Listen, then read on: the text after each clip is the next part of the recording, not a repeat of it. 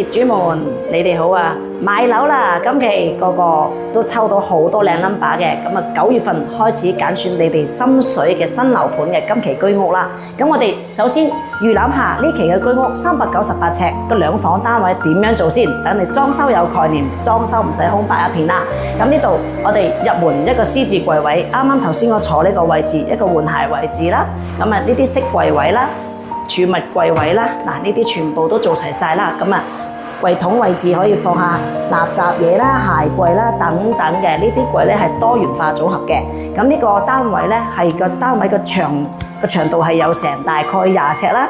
咁嚟到呢個位置嘅廳其實整得好大嘅，飯台位、梳化位全部一應俱全嘅。咁嚟到呢個位置就係呢個位電視櫃加飾櫃。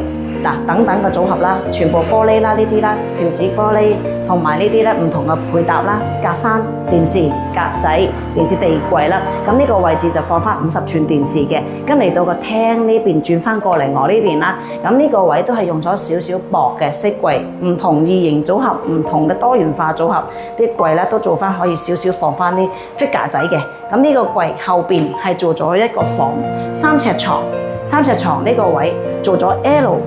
轉角位置嘅呢個書台，隔離就書櫃、書架位嘅，咁呢啲係全部文件櫃位啦，呢啲啦。雖然呢個位置咧都做得好靚，但係個位置仲剩翻好多嘅。睇翻呢個衣櫃個位置啊，衣櫃成套大衣櫃1、2、3格，全部唔同組合、唔同位置，入邊全部規範晒你放衫摺衫所有唔同嘅嘢嘅。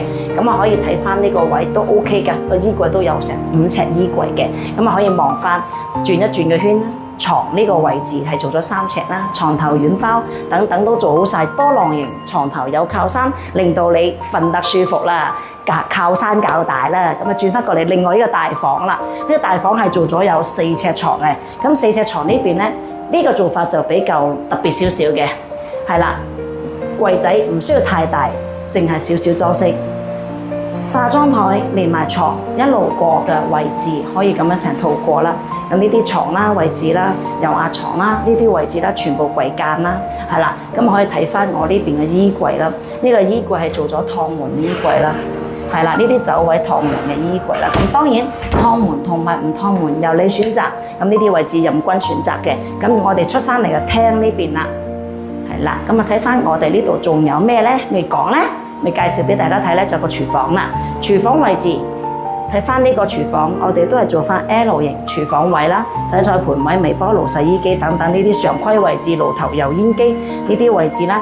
儲物位啦，同埋啲飯碗碟啊、筷子、匙羹叉啲櫃桶位置啦。咁呢個廁所位置轉翻過去嗰邊睇翻先，係啦。咁廁所呢個位咧就簡簡單單做咗一套嘅，係啦，鏡櫃呢個一套落㗎啦。咁啊轉翻過嚟我呢邊咧就乾濕分離啦。咁呢個就係玻璃玉屏位啦。